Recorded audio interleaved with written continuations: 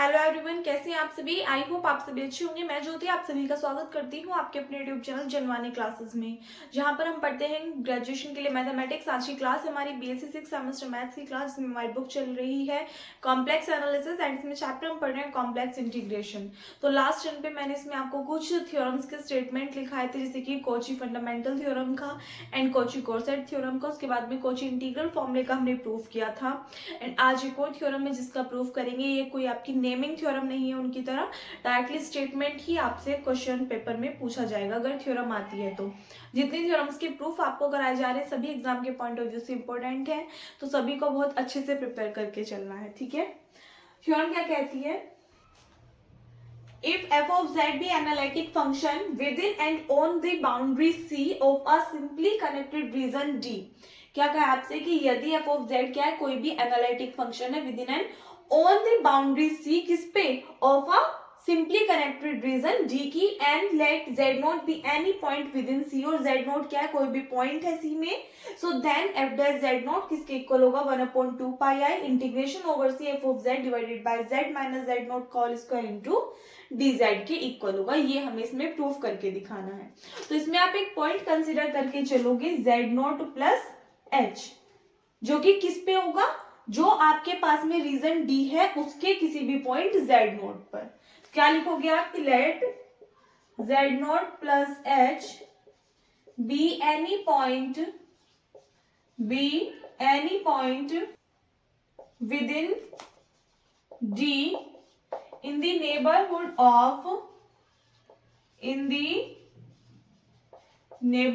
of किस point के? z not. So then by Cauchy integral formula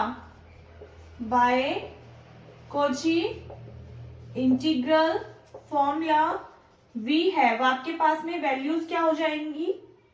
we have, अभी आपको लिखा है कोची का इंटीग्रल फॉर्मूला, तो उसके थ्रू देखिएगा। यदि आप point F of z not consider करके चलते हो तो एक वैल्यू आएगी, और हमने एफ ऑफ जेड नॉट जो हमारे पास में प्रूफ करना है, f dash z not is equals to this, तो इसके लिए हमें क्या करना पड़ेगा? सबसे पहले जो आपका फर्स्ट स्टेप रहेगा वो हमने यहाँ पे कंसिडर किया है कि जेड नॉट प्लस एच क्या है, कोई भी पॉइंट है डी में in the neighbourhood of z not, जो कि जेड नॉट का क्या होगा? नेबरहुड पॉइंट होगा। तो एक बार तो कोची इंटीग्रल फॉर्मूला आप किसके लिए लिखोगे? जेड नॉट प्लस एच के लिए, और एक बार किसके लिए लोगे? एफ ऑफ जेड नॉट के लिए लोगे। क्लियर? यानी कि यदि हम बात करें कोची इंटीग्रल फॉर्मूला डायरेक्टली क्या होता है? F of z not is equals to 1/2 pi i integration over C f of z divided by z minus z not into d z. यही होता है। एक तो आपको ये कंसिडर करना है, एक वैल्यू में किसके लिए कंसिडर करनी है? जेड नॉट का हमने नेबरहुड पॉइंट लिया है, क्या है? Z not plus h. तो f of z not plus h, यदि हम इसकी वैल्यू निकालें तो क्या होगी इसकी वैल्यू आपके पास? F of z not plus h, इस फॉर्मूले के थ्रू देखिएगा 1/2 pi i integration over C f of z divided by, यहाँ पर जेड नोट था तो यहाँ पर जेड नोट था, यहाँ पर हमने जेड नोट प्लस एच लिया, दैट मीन्स यहाँ पर हमारे पास वैल्यू क्या आनी चाहिए? Z note plus H.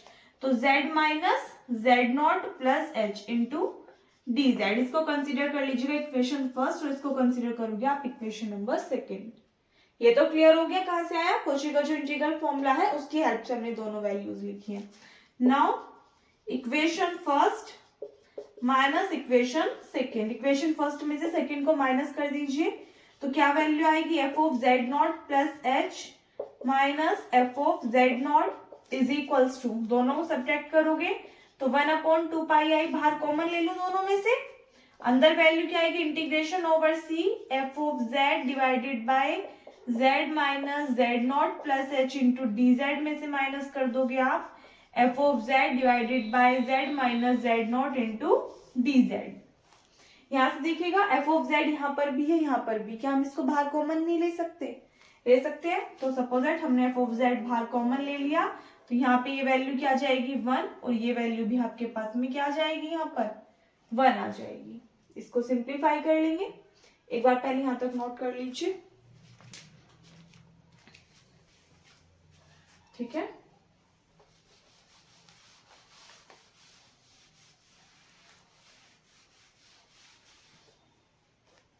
सो यहां से आगे देखिएगा f of z not plus h minus f of z not किसके इक्वल आ गया आपके पास में, f of z divided by 2 pi i integration over c, cross multiply कर लोगे तो ये हो जाएगा z minus z not, minus sign इसके इधर मल्टीप्लाई करोगे तो माइनस जेड, और ये हो जाएगा माइनस माइनस प्लस के z not plus h divided by z minus z not plus h और into z minus z not into d z आ जाएगा।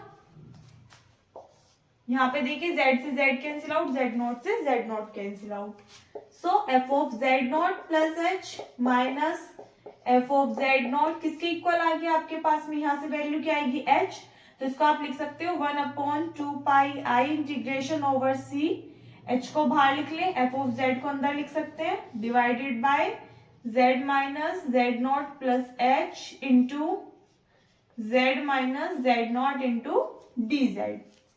यहां तक तो कोई कंफ्यूजन नहीं, h को इधर डिवाइड में ले आइए, minus f of z not divided by h is equals to 1/2 pi i integration over c f of z divided by z minus z not into z minus z not plus h into d z. ये value आ गई। Now यहां से क्या कर सकते हैं हम, दोनों side integration over F of Z upon Z minus z not into d z और मल्टीप्लाई कर दीजिए 1/2 पाई आई से, और दोनों साइड क्या कर दीजिए, माइनस कर दीजिए वाली वैल्यू। एक बार पहले इसको नोट कर लीजिए।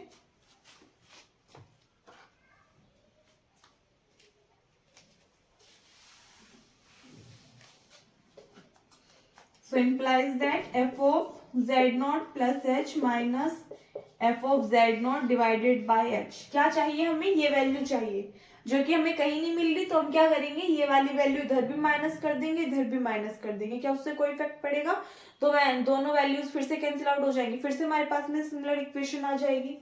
तो इसमें से माइनस कर दीजिए क्या, 1/2 pi i integration over C f of z divided by z minus z naught का whole square into d z is equals to, ये एज इट इज रहेगा 1/2 pi i integration over C f of z z minus z naught z minus z not plus h into d z, और इसमें से भी minus कर दोगे आप ये value 1/2 pi i integration over C f of z divided by z minus z naught का whole square into d Z.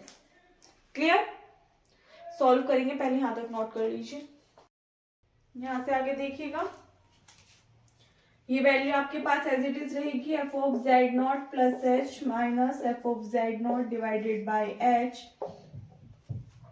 1/2 pi i integration over C f of z divided by z minus z naught का whole square into d z is equals to 1/2 pi i f of z, भाग common ले सकते हैं, ठीक है, integration over C, यहां से आपके पास वैल्यू आएगी 1/z minus z not into z minus z not plus h, and इसमें से आप माइनस करोगे क्या, 1/z माइनस जेड नॉट का whole square into d z. Clear? चलिए, is equals to f of z divided by 2 pi i integration over C, यहां से अगर आप देखोगे यहाँ पे z माइनस जेड नोट है, यहाँ पर z माइनस जेड नोट का होल स्क्वायर है, एलसीएम लोगे तो यहाँ से आपके पास वैल्यू क्या आएगी, z माइनस जेड नोट का whole square into z minus z note plus h, इस फॉर्म में। तो z माइनस जेड नोट से ये वाली वैल्यू कैंसिल आउट हो जाएगी एंड दिस टर्म, तो इसमें क्या हो जाएगी आपके पास में, मल्टीप्लाई हो जाएगी z माइनस जेड नोट से, और यहाँ पर क्योंकि इसका होल स्क्वायर है तो दैट मीन्स इसके अंदर सिर्फ इसकी मल्टीप्लाई होगी, तो माइनस साइन z और माइनस माइनस प्लस की क्या आ जाएगा, z नॉट प्लस h आ जाएगा इंटू डी जेड, z से z cancel out, z naught से z नॉट कैंसिल आउट, तो ये आपके पास वैल्यू आ गई। एफ ऑफ जेड के अंदर मल्टीप्लाई कर लेंगे तो 1/2 pi i integration over C h बाहर लिख लें, f of z divided by z minus z naught का whole square into z minus z not plus h into d z.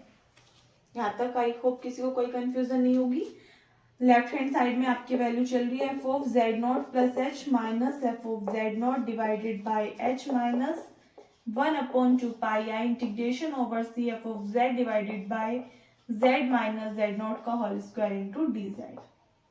यहाँ तक कैलकुलेशन है, इसमें ना तो कुछ घटा सकते हैं ना बढ़ा सकते हैं, कुछ अलग से हमने नहीं लिखा, सेम जो लिखा हुआ है उसको सिंप्लीफाई करते हुए आ रहे हैं। ठीक है, इसको कंसीडर कर लोगे आप क्या, इक्वेशन नंबर फर्स्ट। ठीक है, now by Cauchy Goursat theorem, by Cauchy Goursat theorem statement आपको लिखाया था वी हैव, उसके अकॉर्डिंग हम क्या कह सकते हैं कि मान लीजिए सपोज दैट हमने कोई भी एक रेक्टिफिएबल जॉर्डन कर्व लिया जिसको हमने नाम दे दिया, सही से बना लेते हैं इसको थोड़ा सा, हमने एक रेक्टिफिएबल जॉर्डन कर्व ले लिया सपोज दैट जिसको हमने नाम दे दिया सी।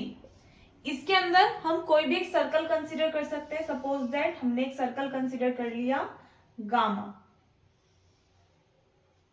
जिसका सेंटर हमने मान लिया z नॉट और रेडियस हमने कंसीडर कर ली r। हमने क्या लिया है, z नॉट का एक नेबरहुड पॉइंट कंसीडर किया जो कि क्या ले लिया हमने, z नॉट प्लस h ले लिया। तो इसके लिए हम क्या कर सकते हैं, कोची-गोरसेट थ्योरम का यूज करके हम कह सकते हैं कि इंटीग्रेशन ओवर सी किसके इक्वल आ जाएगा, इंटीग्रेशन ओवर गामा के इक्वल आ जाएगा। दैट मीन्स जो राइट हैंड साइड में टर्म लिखी हुई इसको आप किस फॉर्म में लिख सकते हो कि 1/2 पाई आई क्या है ये, इंटीग्रेशन ओवर सी, एच को अंदर लिख सकते हैं f of z divided by z minus z not into, इसको आप लिख सकते हो z minus z not minus h की फॉर्म में, कोई इफेक्ट नहीं पड़ेगा, डी जेड।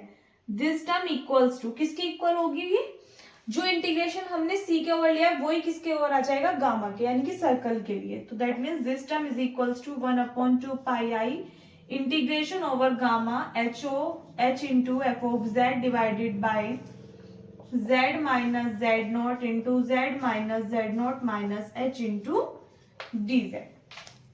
यहाँ तक किसी को कोई कंफ्यूजन नहीं होगी। ये आ गई question number second. But h क्या है हमारे पास में, कोई भी आर्बिट्रेरी वैल्यू है, तो इसको लिखेंगे हम since h is arbitrary so we choosing h such that mod of h is less than r by 2। तो हम h को इस फॉर्म का चूज करेंगे कि मॉडुलस ऑफ h जो है वो रेडियस का क्या हो, आधा हो, यानी कि रेडियस क्या कंसीडर किए r, that means r by 2। Now और हमारे पास में वैल्यू क्या है, z माइनस जेड नोट। यदि हम इक्वेशन की बात करें, सर्कल की इक्वेशन हमें पता है, we know that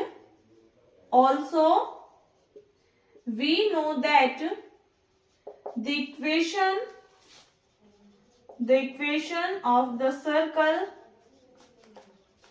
is equals to, क्या होती है सर्कल की इक्वेशन आपके पास में, mod of z minus z not is equals to r की फॉर्म की होगी, तो इज इक्वल्स टू r। ये हमारे पास में सर्कल की इक्वेशन आ गई। तो यदि हम z नॉट कोई भी एक पॉइंट मान रहे हैं किस पे, सर्कल गामा पे, सो देन ये नोट कर लीजिए पहले आप, ठीक है।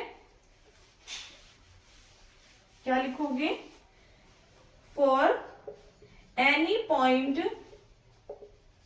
z not on this circle gamma we have, हमारे पास में इक्वेशन क्या निकल करके आएगी, mod of z minus z not लिया तो उसका नेबरहुड पॉइंट क्या कंसीडर किया हमने, जेड नॉट प्लस एच, तो जेड नॉट प्लस एच। इसको आप किस फॉर्म का लिख सकते हो कि this term is equals to, आप लिख सकते हो इसको z minus z not minus h की फॉर्म का।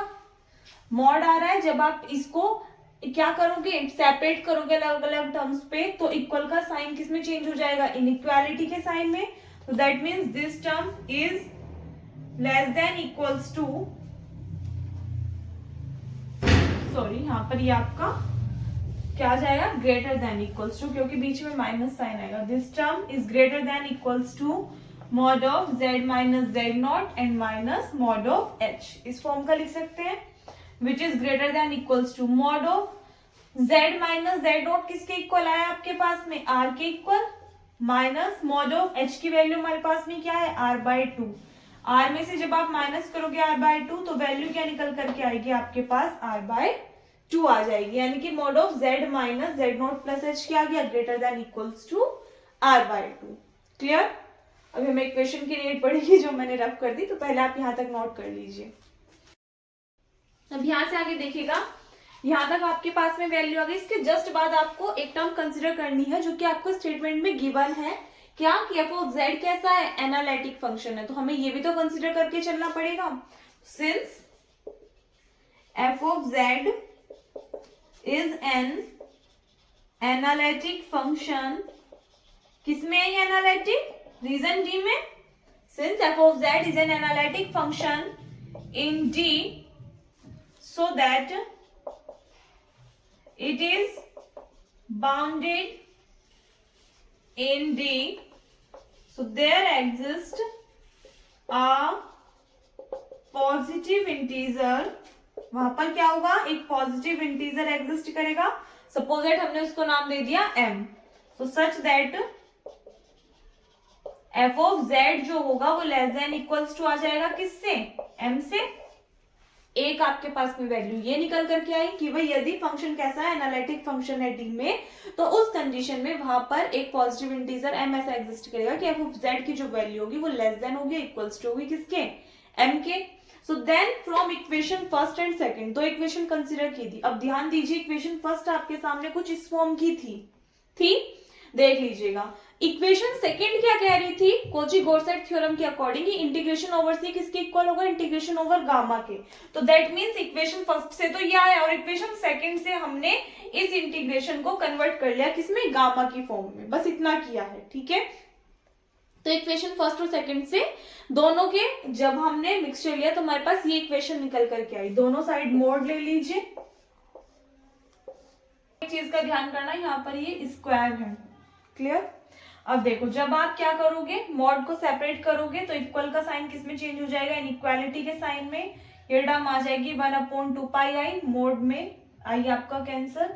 यहाँ पर h बाहर लिख ले तो मॉडुलस ऑफ h, ये आ जाएगा modulus of f of z divided by mod of z minus z naught का square, mod of z minus z not minus h and into mod of dz, which is less than equals to mod h divided by 2π integration over gamma, modulus of f of z जो है वो less than equals to m था, divided by ये value क्या थी आपके पास में, r के इक्वल थी तो r स्क्वायर, ये वैल्यू क्या थी, r/2 into mod of dz. Modulus of dz क्या होता है, सर्कमफ्रेंस होती है जो सर्कल होती है उसकी, विच इज 2πr. तो यहाँ से सोल्व करके आपके पास आ जाएगा mod h divided by 2π into m divided by r³, 2 पर चला जाएगा इंटू 2πr. 2π से 2π कैंसिल आउट हो जाएगा, r से एक r कैंसिल आउट हो जाएगा. नीचे का रफ कर दूं, नोट कर लीजिए इसको. Which is less than equals to mod of h into 2m divided by r square. यदि हम इसको क्या कंसीडर कर ले, कांस्टेंट की तरह कंसीडर कर ले, तो आप कह सकते हो कि it is less than equals to modulus h into constant. और यदि h टेंड कर जाए 0 पे तो दैट मीन्स ये कंप्लीट वैल्यू किस पे टेंड करेगी, 0 पे टेंड करेगी. If h tends to 0, so then उस केस में क्या होगा, this term is equals to 0. So यहां से आगे लिखेंगे, एक बार पहले यहां तक नोट कर लीजिए. मैं सिर्फ नीचे का रफ कर रही हूं.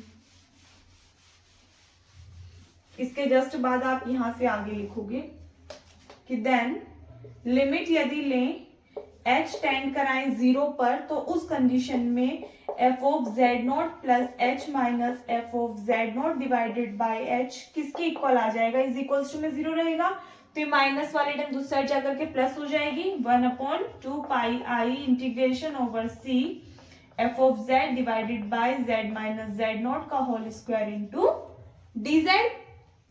ये हमारी किसकी डेफिनेशन है, लिमिट की डेफिनेशन कहती है। दैट मीन्स कि फंक्शन जो है वो तो क्या होगा, डिफरेंशिएबल होगा। यदि फंक्शन डिफरेंशिएबल है तो इसको आप किस फॉर्म में लिख सकते हो, ये आपके पास किसकी लिमिट, कंटिन्यूटी, डिफरेंशिएबिलिटी सभी के फॉर्मूले पढ़े होंगे आपने। तो किसका है ये, डिफरेंशिएबिलिटी में कोई भी फंक्शन डिफरेंशिएबल होगा उसके लिए हम यही तो फाइंड आउट करते हैं। तो यदि h टेंड कर रहा है 0 पे तो उस कंडीशन में यदि लिमिट एग्जिस्ट करे दैट मीन्स फंक्शन जो हो रहा है वो आपका डिफरेंशिएबल हो रहा है। तो आप क्या कह सकते हो यहाँ से कि इसको आप किस फॉर्म में लिख सकते हो, एफ डैश जेड नोट की फॉर्म में रिप्रेजेंट कर सकते हो, which is equals to 1/2 pi i integration over C f of z divided by z minus z note का whole square into d Z.